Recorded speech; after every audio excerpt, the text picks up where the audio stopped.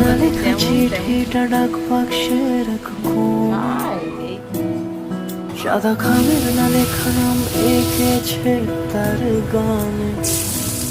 তোমাকে না লেখা চিঠিটা ডাক বাক্সে রাখো কোণে। আজকে সকাল থেকেই কারেন্ট নেই। ঘুম যখন ভেঙেছে ভোরবেলা তখনই দেখছি কারেন্ট নেই। রাত্রেবেলাও প্রচণ্ড পরিমাণে লোডশেডিং জ্বালিয়েছে, সকাল থেকেও তাই। এই যে এখন ভাতটা বেড়ে ওদের খেতে দিলাম, এখনও কারেন্ট চলে গেছে। কি করে এই গরমে বসে খাবে? 10:30 বাজতে যায়, বাবাই যাবে স্কুলে। স্নান করে রেডি হয়ে নিয়েছে, আমি সকাল সকাল গরম ভাত বানিয়েছি। বাবাই চলে গেল স্কুলে আর আমি এখন চা করলাম, চা খাবো। সকাল থেকে আজকে কারেন্ট ছিল না, প্রচণ্ড গরম। আর এখনও কারেন্ট চলেও গেছে, মানে ছিল না। আমি তো হাত পাখা দিয়ে হাওয়া করলাম, তাই ওরা ভাত খেয়ে বেরোলো। এখন এই কারেন্টটা আসলে এই যে 1 মিনিট হচ্ছে কারেন্ট এসছে।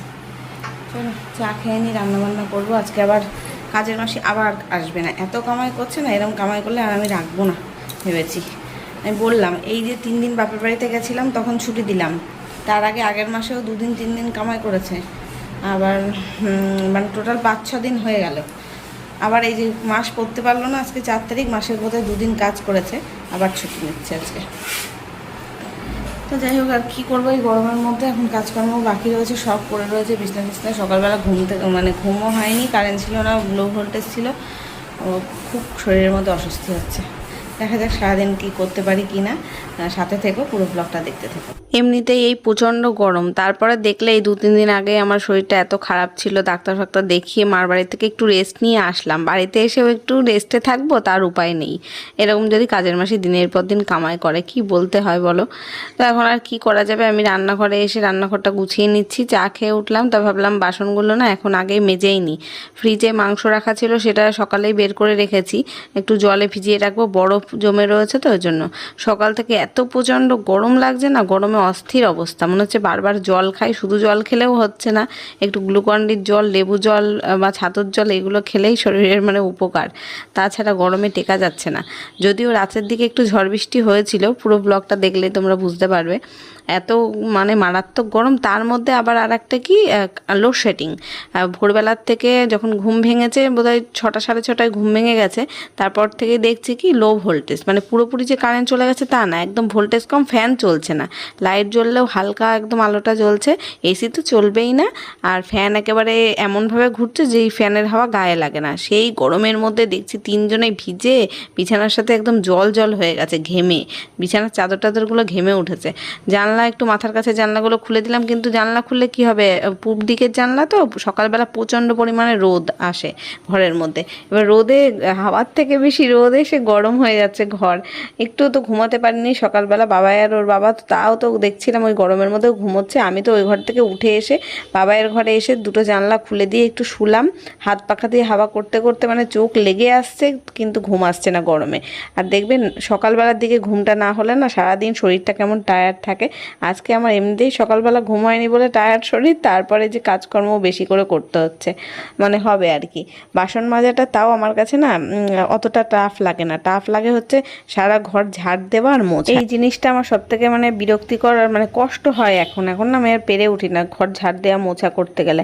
এবার ভাবি যে সব ঘর মুছবো না, কিন্তু কি বলো তো, হয় না, ওই পায়ে পায়ে সব ঘরই নোংরা হয়। যদিও আজকে পুরো ঘর আমি মুছতে পারিনি, ঠাকুর ঘরটা মুছেছি, ডাইনিং দিয়ে বারান্দা দিয়ে পুরো মুছে নিয়েছি, আমাদের বেডরুমটা আর মোছা হয়নি, ঝাড় দিয়ে নিয়েছিলাম।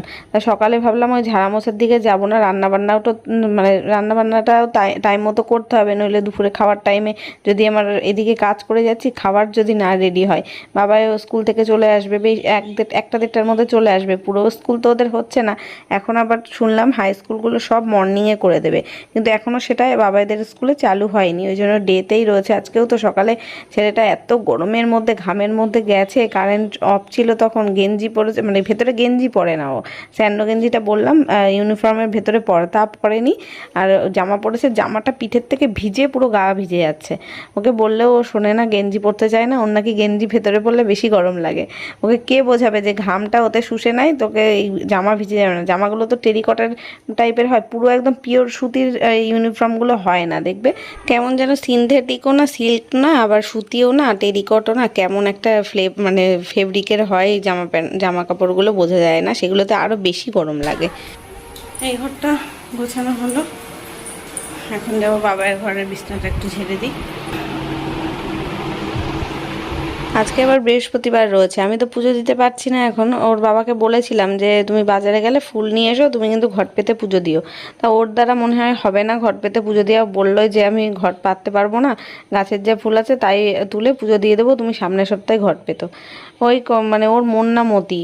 আর আসে দুপুরবেলা যখন ওই তাড়াহুড়ো করে স্নান করে তাড়াহুড়ো করে খায়, তখন ওই পুজো দিতে গেলে ওর সময় আর কি লাগে। মানে আসলে ধৈর্য নেই ওদের, মানে ছেলেদের না ধৈর্য নেই যে এগুলো করার। তো আমি ঘরের কাজকর্ম মিটিয়ে ভাবলাম কি রান্নাটা আগে করে নিই, বাসনটা তো মাজা আছে, এখন শুধু ঘর ঝাড়া মোছাটা। আর এই করতে করতে যদি তোমাদের দাদাভাই চলে আসে, ভেবেছিলাম রান্নাটা ওকে বলবো একটু তুমি নাড়ো, আমি ঘরগুলো ঝাড়া মোছা করে নিই। তা আজকে আরও আসেনি, বাড়ি এসছে প্রায় 3টে সাড়ে 3টের সময়। মানে আমার সব কাজ হয়ে গেছে, আমি স্নান করে বেরোচ্ছি তখন দেখছি উনি আসছে। তাই আমি বলছি যে রাগও হয়ে গেছে যে তুমি আজকে, আবার অবশ্য ওর কোনো কাজও ছিল না, দোকানেও যায়নি। তো ওই কারণে ফালতু ফালতু বাইরে কাটালো, কিন্তু ঘরে এসে ঘরের কাজটা করলে কিন্তু আমার একটু সুরাহা হতো, কিন্তু সেটা করবে না এরা, সেটা করবে না। তো এই করতে বাবাও বাড়ি চলে এসছে, আর আমি এদিকে আজকে রান্না করছি একটু চিকেন, কালকের চিকেনটা তো ছিল দেখলেই। আর আমের চাটনি করছি, এই আমগুলো আবার পাশের বাড়ির দিদিভাইরা দিয়েছে, কাঁচা আম, ওই যে আম গাছটা পাশেই রয়েছে ওদের বাড়ির থেকে। একটু মানে পাকা পাকা ভাব হয়েছে, ঘরে রেখে দিলে হয়তো পেকে যাবে, আর কাঁচা আমও ছিল, তাই দিয়ে একটু আমের একদম পাতলা ঝোল করলাম, গরমে ওটাই ভালো লাগে। আর ডাল টাল কিছু করিনি, কালকে সেই ঘ্যাটকলের পাতাও নিয়ে এসেছিলো, ওটা তো বাটা আজকে খাবেই, আজকে না করলে আমার সাথে ঝগড়া বেঁধে যাবে, ঝগড়া বাঁধিয়ে দেবে ওর বাবা। তাই যে পাতা বাটাটা করেছি একদম অল্প সামান্য হয়েছে, শুধু একবেলা খাবো তো, এনাফ আমাদের দুজনের মতো। তো ওটাই বেটে ফুটে নিলাম। এগুলো না রান্না করতে তো সময় লাগে না, একবার সেদ্ধ করতে হয়, তারপরে বাটতে হয়, আবার ভাজতে হয়। তো এই সমস্ত কিছু করে যে রান্না কমপ্লিট হয়ে গেছে, ডাল এখানে পাতা বাটা আর মাংস ভাত সব কমপ্লিট। দিদিভাইদের বাটি ছিল, কালকে ওরা রান্নাবান্না দিয়েছিল, আমি তো কিছু দিতে পারিনি। তো ওদের আমি দিয়ে মানে সব গুছিয়ে দিলাম বাটিতে, বাবাইকে দিয়ে পাঠিয়েও দিয়েছি, বললাম যা দিয়াই। আর এখন এখানে এই যে ডাস্টবিনের ফেলতে হবে, এখানে খোসা রয়েছে, আর নিচে যে কুকুরকে ভাত দেবো মেখে সেই সব রয়েছে। আর এখন আর রান্নার পরে যে কটা বাসন হলো আমি আর মাজিনি, ওগুলো থাক, আর মাজতে পারছি না, অনেক বাসন মেজেছি সকাল থেকে, হাত আমার ব্যথা। তো এবার চলে আসলাম ঘর মুছতে, ঘর ঝাড় দেওয়াটা করে নিয়েছিলাম, এখন শুধু মুছে নিচ্ছি। আর এত বাইরে রোদের তাপ, আমি সব জানলাগুলো বন্ধ করে পর্দা টেনে দিয়েছি যাতে ঘরটা ঠান্ডা থাকে। আর এখন ঘর মুছে দিচ্ছি তো দুপুরবেলা, এই মোছাতে ঘরের মানে ভেতরের আবহাওয়াটা বেশ ঠান্ডা ঠান্ডাই থাকবে, নইলে বাবাইয়ের ঘরটা তো পুরো আগুনের গোলা হয়ে যায়। এবার চলে আসলাম বারান্দাটা মুছতে, রান্নাঘর দিয়ে বারান্দা দিয়ে একবারে মুছে নিচ্ছি। আর আজকে না আমি একটু লবণ দিয়েছি মানে ঘর মোছার জলের মধ্যে, শুনেছি লবণ দিয়ে ঘর মুছলে নাকি ঘর ঠান্ডা থাকে, সেই কারণে। এত গরমে টেকা যাচ্ছে না, তারপরে সারাদিনের মধ্যে প্রায় 50 বার কারেন্ট অফ, যাচ্ছে আসছে যাচ্ছে আসছে, এইভাবে হচ্ছে জানো তো। এখন যা কারেন্ট অফ হচ্ছে মনে হচ্ছে 24 ঘন্টার 14 ঘন্টায় কারেন্ট অফ থাকছে, 10 ঘন্টা মনে হয় মানে কারেন্ট থাকে। বাবাই ওই বাড়িতে দিদিভাইদের বাড়িতে খাবার দিয়ে চলে এসছে, আর আমার মাথা গরম দেখে ও আজকে মানে কি করবে কি না ভেবে পাচ্ছে না, আমি যা বলছি চুপচাপ শুনছে, মানে চিল্লামিল্লি করছি তো আমি রীতিমতো, আমার নিজেরও কষ্ট হচ্ছে কাজকর্ম করতে, আর ওর পারে চিল্লাচ্ছি। ওর বাবা যেহেতু এখনো বাড়ি আসেনি, কার পারে চিল্লাবো। এবার ও কি করেছে, তাড়াতাড়ি করে জলের বোতলগুলো দেখছি ভরে দিল না বলার আগেই। এবার কলেজে জল আনতে যাবে, তা কারেন্ট ছিল না, ট্যাপ কলে দেখবে কারেন্ট না থাকলে জল দেয় না, তার মানে ওই জন্য আর জল আনতে পারেনি কলের থেকে, আর তা চুপচাপ রয়েছে। ওকে বললাম তাহলে এবার ভাত খেয়ে নে। গুড ইভিনিং এভরিওয়ান, 1:45 বাজতে যায়, আর এখন বাইরে ভীষণ ঝড় উঠেছে, কালো বৈশাখী একদম। আমি সবে চা করেছি, চা খাবো বলে। আওয়াজ দেখেছো? এই দেখো বাইরে ভীষণ ঝড় উঠেছে, চাই দুধটা দিয়েছি খেয়ে নেবে। ফ্যানের সুইচটা অফ কর, ভীষণ ঝড় হচ্ছে বাইরে, বিদ্যুৎ চমকাচ্ছে, ঝড় উঠেছে। দেখো পাশে কালো মেঘ একদম, বাবা ভীষণ ঝড় উঠেছে। বাবা রে, এই সাইকেলটা সরা, সাইকেলটা ঘরে তোল বাবা, ঘরে তোল। একদম সারাদিন এত গরম ছিল, আবার সেই নোংরা নোংরা বালি নোংরা চলে আসছে, কিন্তু জানলা বন্ধ করবো না, একটু হাওয়া আসুক, হাওয়ার দরকার আছে। হাওয়া বাতাস না থাকলে ঘরে টেকা যাচ্ছে না। কিন্তু এই চার্জার লাইটটা এখন জ্বালাতে পারছি না, কেন কি জানি, সুইচ দিয়ে রাখলাম তাও জ্বলছে না, খারাপ হয়ে গেছে বোধহয়। বিস্কুটের কোটোটা আনতে বাবাই, বাবাই খাবার দেবো তো আমার জন্য, করলাম। ঝড় হচ্ছে ঠিক আছে, একটু বৃষ্টি হলে ঝমঝম করে যদি বৃষ্টি হতো, আদা বিস্কুট আছে ওর ভেতরে, টপ বিস্কুট প্যাকেট নিয়ে আয়। আধা ঘন্টা যদি একটু ঝমঝম করে বৃষ্টি হতো তাহলে বেশ ওয়েদারটা ঠান্ডা হয়ে যেত। এমনিতেই হাওয়া দিচ্ছে, তাতেই প্রাণটা জুড়িয়ে যাচ্ছে একদম। সারাদিন যা গরম ছিল। আওয়াজ আওয়াজ পাচ্ছ হাওয়ার? হাওয়ার যেমন, তারপর হচ্ছে মেঘও ডাকছে। এই দেখ,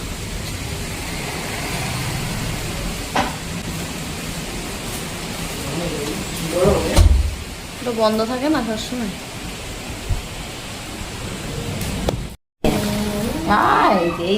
এইটার অপেক্ষা করছিলাম যে কখন কারেন্ট যাবে। দেখো এবার এই চার্জার লাইটটা ঘরেরটা জ্বলছে, ঘরটা বন্ধ করায় ঘরটা বন্ধ করায়। এটা একটু নড়ে গেছে, রুমটা নড়ে গেছে বলে জ্বলছে না, করতে হবে বন্ধ করে। এবার বৃষ্টি শুরু হয়ে গেছে, দেখো ঝড় বৃষ্টি দুটো স্টার্ট।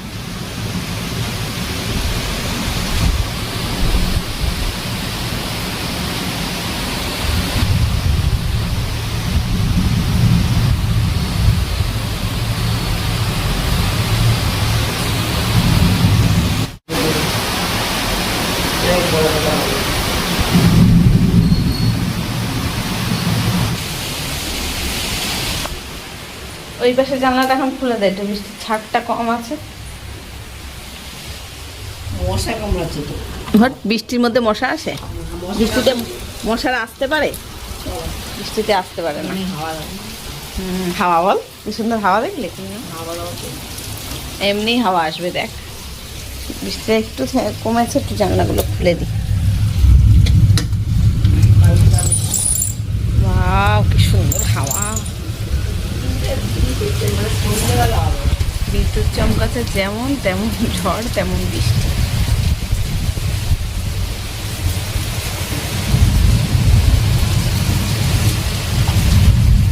ভালোও লাগছে দেখতে।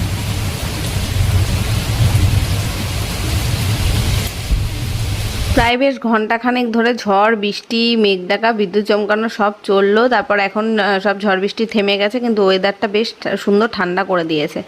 আমি জানলা টানলা খুলে দিলাম, কিন্তু কি এতক্ষণ লোডশেডিং ছিল না প্রচণ্ড পরিমাণে, এখন মশা এসে গেছে।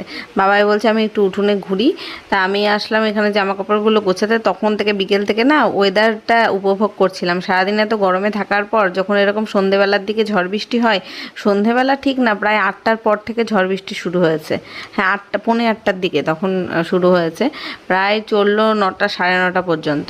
তারপরে আবার ঘন্টাখানেক লোডশেডিং ছিল, এখন একটু কারেন্ট দিয়েছে, কিন্তু ওই 10 মিনিট থাকছে আবার চলে যাচ্ছে। এই করে সারা রাত আজকেও জ্বালিয়েছে, কারেন্টে প্রবলেম হচ্ছে। এখন যদিও কারেন্ট ছিল, কিন্তু আমি এই ঘরের লাইটটা চার্জে দিয়ে রেখেছি যাতে চার্জটা পুরো থাকে, কারণ এখন তো কারেন্টের মানে আসা যাওয়ার ঠিকঠাক নেই। আর ওই ডাইনিংয়ের লাইটটা তো জ্বলছেই না, কেন কি জানি। তোমাদের দাদাভাই আসলে বলতে হবে এটা ঠিক করে আবার খুলে লাগাতে। তো এখন এই যে জামা কাপড়গুলো আমি গুছিয়ে নিলাম, সন্ধ্যের থেকে আর এগুলো করিনি, প্রকৃতি উপভোগ করছিলাম। চলো দেখা হচ্ছে কালকে নতুন ব্লগের সাথে। আজকে এখানে শেষ করলাম, টাটা, গুড নাইট।